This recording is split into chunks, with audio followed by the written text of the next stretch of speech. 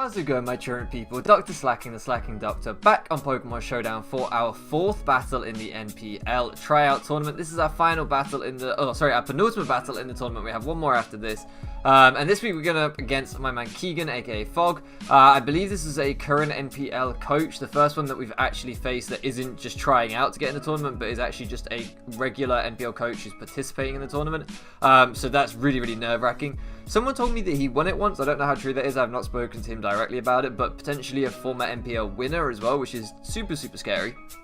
And this is his draft. So he has Mega Mawile, Thundurus, Keldeo, Florges, Silvally, Persian, Alolan form, Gligar, Chansey, Raichu, Alolan form, Ferroseed, and Pachirisu with the Raichu, and also there is a, there we go, Zygarde, which we're just missing off the top here. I was going to say there's a Zygarde somewhere. A Zygarde, which is his other Z user, so unfortunately his team didn't quite fit on the sticky note format. But there we go. So yeah, really scary threats, things like Zygarde, Mega Mawile, Thundurus, Keldeo. Like, what the hell, that's just terrifying offense that things do not switch in very well to. And then really, really nice walls like Florges, Chansey, Gligar as well to pair up with that, and then support things like Alolan Persian. So definitely a very, very scary team. His channel will be linked down in the description as well, guys. So if you want to go check out his side of the battle, go ahead and do that. But I'm going to show you what the Bowland Bovines brought this week. And we had some heat. We had some heat this week. Shout out to Checkmate Ben and the rest of the squad for helping me build this team. We figured if we're going to go out, we're going to go out with some style. We are currently at 0-3, so we're definitely not making brackets. But we still want to give a good account of ourselves. I want to make sure that I show that I have something to give in this community. I'm not just going to be completely pushed over in this tournament. But we also want to bring some fun stuff, you know. So what we have here is we have the Splash Plate, Hydro Pump, Secret Sword, Icy Wind, Surf, Modest Keldeo. The reason being, he really doesn't switch well into a Splash Plate Hydro Pump. His main switch in would be like Chansey, and that doesn't really want to take a Secret Sword. So he just doesn't switch into this monster very well at all. And the nice thing about dealing with his Keldeo is that, like, a Hydro Pump into an Icy Wind, he has no way of 2-hit KOing me unless he is Specs, and if he Specs, once I've slowed him down with an Icy Wind, I can beat him that way. Keldeo is one of the better switch-ins to Keldeo, but because I'm not locked, I can kind of slow him down and play around it like that. So I know I can 1v1 his Keldeo on a switch-in, I know I can 1v1 his Chansey, his Florges. He just doesn't really switch in well to Keldeo. So we can kind of abuse that as much as possible, and Surf is just there with the Splash Rate boost. It's still going to do a lot of damage if I don't need to risk the miss. Next up, we have Keanu Reeves. I should say as well, this thing is fast enough to speed creep Zygarde. I think, off the top of my head, that would be what we were going for there. But I wouldn't swear to it. But I would suspect, I think maybe an Adamant Zygarde is what we speed crept, but I'm not 100% sure. Next up we have Keanu Reeves, and this is the heat set. This is supposed to be download. This was a misgen, if you like, on my part. I did do the battle with adaptability, that's why I've left it here. This was supposed to be download. The reason being that when we come in on Chansey, when we come in on Florges, we get an attack boost, and then a Life Orb return will 2-hit KO both of those things. It will do so much to both of those things. When we come in on Gligar, we will get a special attack boost, and then Ice Beam will run through Gligar. So this thing really, same with Zygarde as well, we can hit that with a big Ice Beam. He really does not switch in well to a combination of Return plus Ice Beam from a mixed attacking Porygon Z. You can see this is max attack. We didn't even need special attack at all. We were able to just completely take that out because Ice Beam being so effective against Gligar and Zygarde, if we got that download boost, which obviously we don't have, would be absolutely huge. This is a pretty slow, bulky set. The idea being that we can take some hits, we can take like Seismic Tosses, things like that, and we can recover up on some of these mons to recover off the Life Orb chip. So really just to be an obnoxious, bulky kind of breaker, and that's really what these two together are supposed to do, is they're just supposed to break his team. We have two fantastic breakers on the draft, and I haven't really used them very well, so I'm hoping I can show that this week. Now we have our kind of cleaner here in Mega Beedrill. This is a pretty bulky Mega Beedrill, the reason being that we can guarantee to take a Sucker Punch from full from a Mega Mawile. So we can actually potentially like Roost on a Mega Mawile because he should be expecting Drill Run, so I don't think he can Sword Stance on me or whatever. So he should always Sucker Punch. So we can potentially Roost or potentially pivot out. We can play around it, you know, for example, if we take a Sucker Punch from full and just U-turn out, that's pretty good. We also have Defog on this set, because like I said, we are actually really bulky, so we can take a lot of hits from a lot of things. And potentially get a defog off and just roost back up later in the game. I know it might seem weird, but things like the Gligar we can probably take hits from. Things like the Alolan Persian we can probably take hits from. So it's kind of weird, but we can kind of take advantage of some of his the few more passive ones he has. Something like Chansey, for example, that only probably has Seismic Toss and like Toxic Say. We can kind of take advantage of that. So yeah, that's the kind of thinking with Strump for the Mega Beedrill here, and just supposed to clean up with the Poison Jab and U-turn.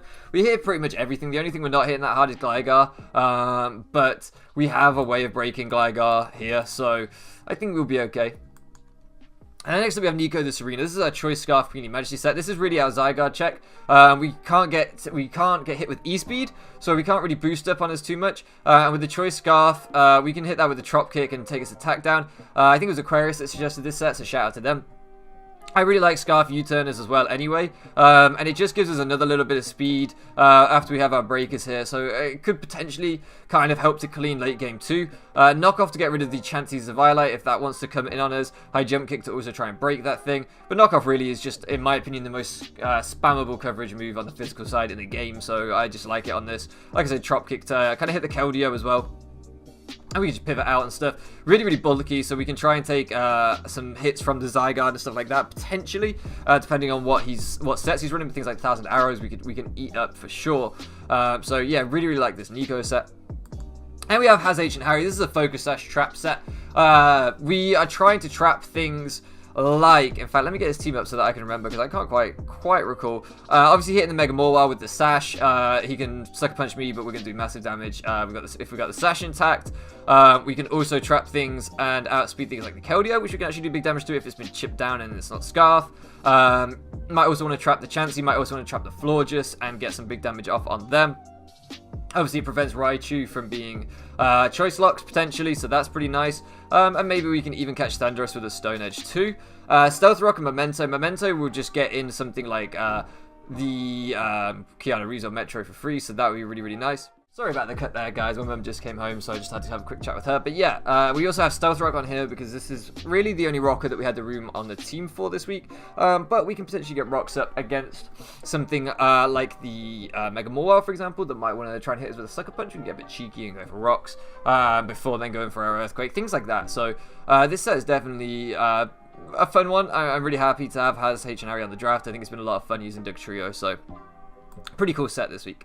And then we have Mandibure's final set here. This should usually be the defog on, but I think that having kind of the surprise defog on Beedrill will potentially catch him out. And instead we got Tailwind on this, because if we can get Keldeo in under Tailwind, if you kind of look at his team, there is nothing that wants to deal with Keldeo under Tailwind. Like, literally nothing. We just start to blow through his team, especially late game. So again, whilst we have these kind of like fast and Scarf cleaners, if we can get either of our breakers in under Tailwind too, we're just going to go to town. So that's really, really nice to have that utility on there. Foul Play just to hit, hit pretty much everything. So like a setup Zygarde, for example, pretty nice, and get some chip on that. U-turn to let us pivot out and keep the momentum going. And then Roost for longevity, of course. This is just a max defensive set. Again, to try and take on that Zygarde a little bit better. We are afraid of eating up a Z move, but if it has to be done, it has to be done. So this is Old World the Mandibuzz, and that is the team. Without going through any more time, we will jump into battle and see exactly how he got on. So you can see here exactly what he brought, and he brought a super offensive team. Our Porygon Z set was essentially a waste. If we'd brought like Scarf Tri-Attack, geez, we would have just blown through this team. But instead we have this kind of mix set, which is a little bit difficult because of our speed tier. Looking at his team, he's so fast and so offensive. The only thing that Porygon Z outspeeds is the Gligar, so that's could be potentially problematic. I mean, it could be a slow Persian, which I do think is possible, bulky Persian. But that kind of sucks because Porygon Z, I still think can be a fantastic nuke, but I don't think we're going to have the opportunity to kind of break as many things or to recover on as many things, because crucially, he did not bring a passive team. This team is very, very offensive. Gligar and the Alolan Persian are probably the only two semi-passive mons. But everything else is very, very offensive. And I spoke to him about his team composition after the game, and he said essentially he was just worried about his bulky things being trapped by Dugtrio and being useless, which I completely understand. Something like Chansey, for example, does not want to be trapped by, like, say, like a banded Dugtrio earthquaking it or whatever. So I do get where he was coming from. I still think they had a decent matchup. He just had to play carefully, but I do get entirely where he was coming from. So at team preview, I'm terrified because this looks like a team that could just potentially blow me back if I'm not careful. Just offense on offense on offense. I'm going to have to play carefully because I brought a pretty offensive team as well. For example, I don't have a switch into Thunderous. Let's start off with that. So it's just like, yeah, this is going to be tough. This is going to be probably a short, sweet, offensive game. So I decided to lead with the Porygon Z because, like I've said, it doesn't really do as much as I wanted it to here. And this is the moment where I realize, where's download? I don't have download. Oh, God. And that scared the hell out of me. Now, against this Thunderous, I just don't have a switch in. Like, my only thing is, say he wants to go for a superpower here. The only thing on my team that would really want to take a superpower is the Mandibuzz. I mean, Mega Beedrill does have some defensive assessment and would resist, but really, like, I don't want to play that game. I don't want to get, like, a Prankster Thunder Wave on it or something like that, if that's what he goes for. So, and I can't go into Mandibuzz, because if he just goes for a Thunderbolt, then Mandibuzz is dead, and I need that thing for the Zygarde. So I'm really looking at this like, I could go into Serena and try and take one, but it's going to hurt a lot. I don't have a good switch into this Thunderous, so in my mind I'm like, let's just attack it, because we don't know what he's going to go for here. Let's just attack this thing, flat out, hit it as hard as we can with our, especially knowing that we're not download. This set isn't going to do what I wanted it to do. It hasn't brought the things that I wanted to use it against. If I lose it here to a superpower, well, that gets him to -1 attack and lets me get something in that can hit him really hard. So I'm just going to go straight off for the return here. As he goes for the Volt Switch and does a huge amount of damage, we see no Life Orbs. I'm like, is that Specs? I'm not quite sure. But I'm just going to fire the return. He goes into his Raichu because it's probably his best specially defensive check. Gligar, for example, wouldn't want to take an Ice Beam, which I could potentially be firing off there. Keldeo wouldn't want to take a Tri-Attack, which I could be potentially firing off there. So I can see why he went to Raichu, because Raichu can be Spadef. This could have been like Assault Vest or something, I don't know. But I do understand that switch, but obviously this thing just gets bopped, and we draw First Blood, and I'm like, that's okay, because I didn't really have a Raichu check either, so I'm happy that thing is gone. And I'm just going to pivot out into Serena this time on the Thunderous, because I don't think he's going to go for anything other than the Volt Switch, having seen how much that did to my Porygon Z already. And he does, and he goes out into Persian, and I can U-turn on Persian, revealing that I'm Scarf. It's not ideal, but it's fine. As we can go into Mandibuzz on this thing, and it can't really do too much. I did expect the parting shot, but because I have the U-turn on this as well, I can just keep the momentum going. He goes back into Thunderous, and then pivots hard out into Keldeo, as I go out into Porygon Z, and I'm like, okay, we're just going to sack Porygon Z here. I don't have a switch into Keldeo, and Porygon Z just doesn't outspeed anything on his team. I've got my one bop off, that's fine, I'm happy with that. Let's go back into Serena here, and now I can pressure him out with a Scarf Trop Kick, but I think I just go for the U-turn here, because I don't expect him to stay in at all, having seen that I'm Scarf already.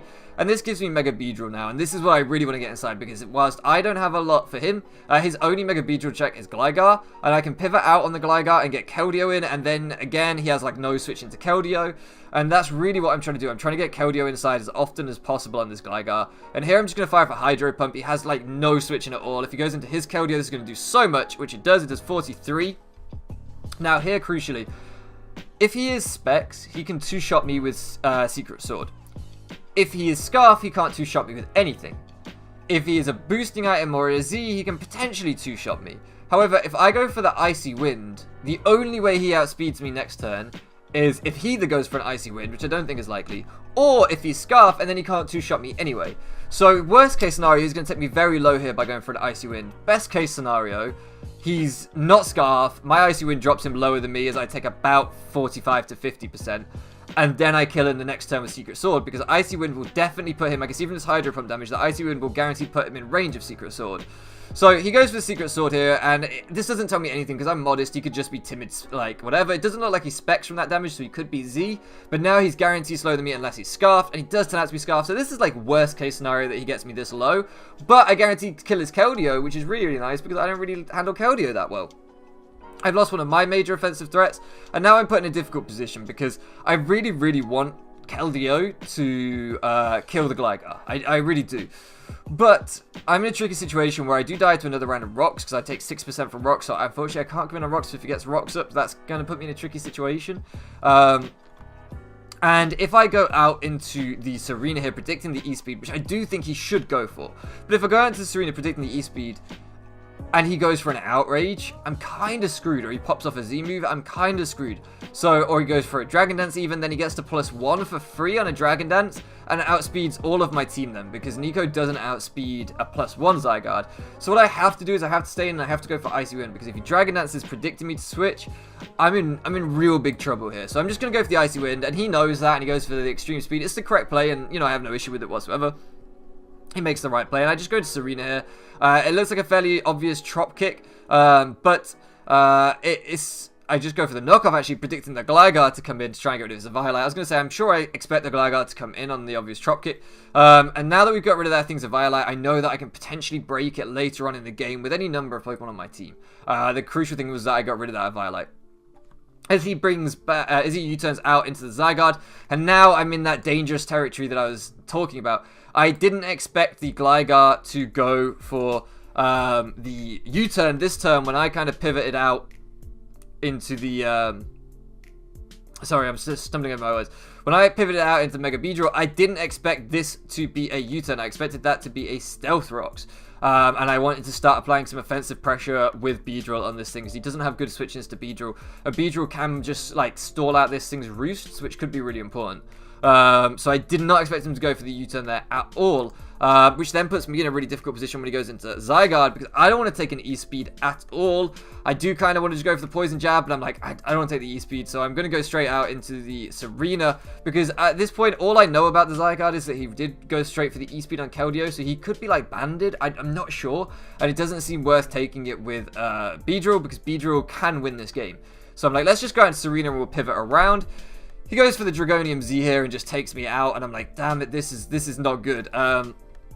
Right now, I'm wishing I had Whirlwind on Mandibuzz, but I don't. But I can go for a foul play, and it's going to do a chunk, as he actually just tries to set up, knowing that he can't break a max defensive Mandibuzz. And I know that too. I'm just going to go for that. Now here, I'm pretty sure he's going to kill me.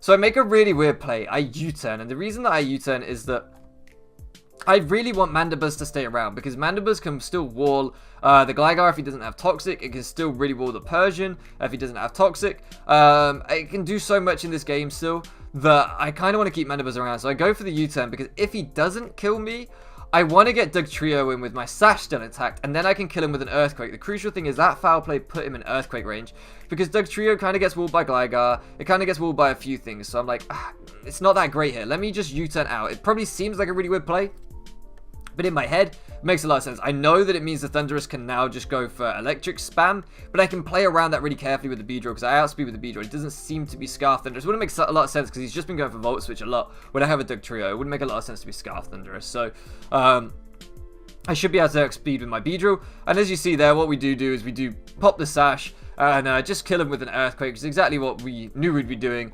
And that's fine. That's absolutely fine to me. The check has been handled. I'm looking at Beedrill now, and I'm thinking Beedrill outspeeds his whole team. Persian won't take a U-turn. Gligar, I can stall out its Roost. And Thundurus, I just need to catch Thundurus at the right time to kill it, because I do outspeed it. And crucially, as Thundurus, because I am adamant Beedrill, I have a 75% chance to OHKO a Thundurus, depending on his investment. Now, because Thundurus' base speed is 111, and Keldeo's base speed is 108, even if he's speed crept and not gone to max speed, he can't have saved many points in HP, right? So, at worst, I think I have a 50-50 shot. At absolute worst. And I think it's going to be higher than that. I think it's going to be close to 75% chance to kill.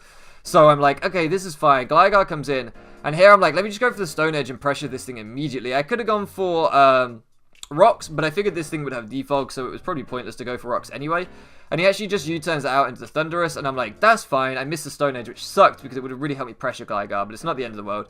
Here, I'm just going to go for the Poison Jab. Like I said, I outspeed. And if I don't outspeed, it's worth mentioning here, if he is Scarf and I've got it wrong, I lose this game anyway. Like, this is where we find out, but I'm pretty sure he's not. We just go for the Poison Jab there. He does switch out, not wanting to run the risk, and goes out into his Gligar. And now we're in a really interesting position where I'm going to actually speed it up, where I have the potential to PP Saw him on Roosts, and if he ever goes into Thundurus, he pretty much guarantees loses the game. But he doesn't know my set yet. All he's seen is Poison Jab. He probably thinks I have no way of dealing with this. I'm pretty sure I can take an Earthquake if he has it, but it doesn't look from the way he's playing like he has it. I'm guessing that U-Turn and Toxic are his last 2 moves. And here I reveal the Defog, and I can just keep spamming Poison Jab, and there's really not a lot he can do. He has to keep spamming Rocks, letting me wear him down, and then spamming Roost. And eventually, with my Defog, I am going to stall him out of Stealth Rocks as well. So eventually, in this one-on-one, I will get rid of Rocks, and I will get rid of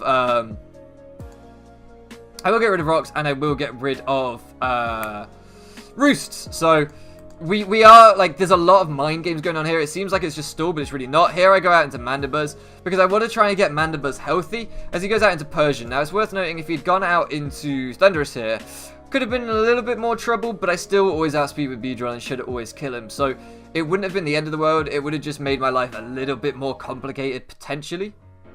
But I thought it was worth taking the gamble to try and get Old World back up, because if it really comes down to a PP war, it would be nice to have Old World in some good shape. So we're just going to go for the Roost on this thing, and then he should Parting Shot, and I'm pretty confident he should go into the Gligar again. So I'm just going to U-turn out into the Beedrill, and we're back to square one. He's probably thinking he's wearing me down with Rocks, but I know I've got Roost, and here we reveal Roost, and he realizes that I think he's in a spot of bother, because he can't really hit this this Mega Beedrill too well. So I'm just going to keep pivoting around. He gets the faster U-turn, goes into Persian. I get the slower U-turn, go into the Beedrill. And now again, he can try and go for the Parting Shot there if he wants to, but he'll lose his Persian. So I'm pretty confident he's not going to do that. So I just pop off the Defog as the Gligar comes back in. And we're kind of just playing this circular game. But here we actually get the read right. I'm trying to just pressure at this point, because I realize that, you know, the worst thing I can do is let the Thundurus in for free at this point. So I'm just trying to pressure, and I have to get it right. And he goes into the Thundurus, and we do outspeed. Sorry, I keep rewinding this turn because I want to kind of explain. We should put it on slow. That's better. He goes into the Thundurus, and here it's like, if he pranks the Thunder Waves me and gets the full power, man, does that suck, right? Then we lose the game. But if I go into the Mandibuzz, he kills that with Thunderbolt, then I bring back in the Beedrill, he pranks the Thunder Waves and gets a full power, we lose the game again. So it's like, I can't really play around that, right? There's nothing I can do. I lose the game if he gets that. That's how it goes. If I Poison Jab and I don't get the roll, he lives to 25% to, say, 50% max, I would say, chance to live, then that sucks too, but there's nothing I can do about that. I don't have Rocks up, I don't have any other way of chipping this thing. Mandibuzz is never taking a hit from this thing. So at some point, what I have to do here is I have to just attack this Thundurus with my Mega Beedrill, with Poison Jab at 100% HP, and see if I can kill it. And that's exactly what we do here. And you can see we get the roll, thank God, because my luck has been terrible. If you've been following the other leagues on the channel, I fully did not expect to get the 75% chance to roll there. And now we're in this really strenuous position again, where we're kind of just stalling each other. I do have more U-turns plus Poison Jabs than he does Roosts, so I don't think he can stall me out. Even Poison Jab alone has more PP than Roost, so I really don't think he's ever going to win this one-on-one. And at this turn 43, he says, like, he has a 2% chance to win this game, but he's just not willing to sit here for that amount of time. I'm not exactly sure what he thought his out was, because like I say, from this point, I can start cycling U-turns, Defogs, Poison Jabs, and nothing on his team really scares me anymore. Now the Thundurus is gone, between Roost and all that business, foul play, whatever, like, I'm pretty confident, you know, yeah, he could Toxic Stall the Mandibuzz, but a combination of Poison Jab will beat this Gligar, and U-turn will beat the Persian eventually, right? So, I feel pretty satisfied that we almost, like he said, he maybe had like a 2% chance to win. I'm not exactly sure what that was, but 98% of the time I agree we won this game, right? So finally your Bowland Bovines pick up a W in the NPL, which it took some time. We are 3-1 now. We have one game left. I definitely want to go 3-2. 3-2 I wouldn't even have been disappointed with before the tournament started. I was targeting, or 2-3, sorry. I was targeting 3-2 positive, right? 3 wins, 2 losses. If I end up with 2 wins, 3 losses, well, it's only one game worse than I imagined. And, you know, against Bash, for example, that game was super, super tight. So, yeah, I'll take that, right? Considering I haven't been playing at my best. In fact, I've been playing at my worst, probably. To say that I've had a draft that I've hated. To go through 3-2, or 2 and 3, I'll take it. I'll take it. And the other amazing thing about this win was it pretty much I think it did, if he wasn't already, it locked up Bash for brackets, who after our game, which was really, really tight, we started talking a little bit more since then. And so I'm really, really happy that I was able to get the result that locks brackets for him, because if I can't make brackets, then, you know, I want to see my friends go far. So that was really, really cool as well. GG, of course, to Keegan, aka Fog. I'm not sure which one he prefers to go by. I've seen different things on different whatever, so GG to him regardless. This was definitely a good game. His prep completely threw me off with the kind of hyper offense team, but I'm glad that we played well around it for the first time. I can genuinely say I think I played well, so I'm happy. I'm very, very happy. Hopefully this winning run, or hopefully this win can turn into a run and we can get a bit of form from here. But regardless, if you guys have enjoyed the NPL so far with just one game left, please do show some love down below. I have been blown away by the amount of support on these videos, from comments to views to likes to everything. Like, this has been the most supported Draft League content that's ever been on the channel, and thank you so much for that. It means so much to me and I'm so grateful. So there's a lot of so's in that sentence, but yeah, you get the idea. Thank you so much for loafing around with me, guys, and I'll catch you again next time.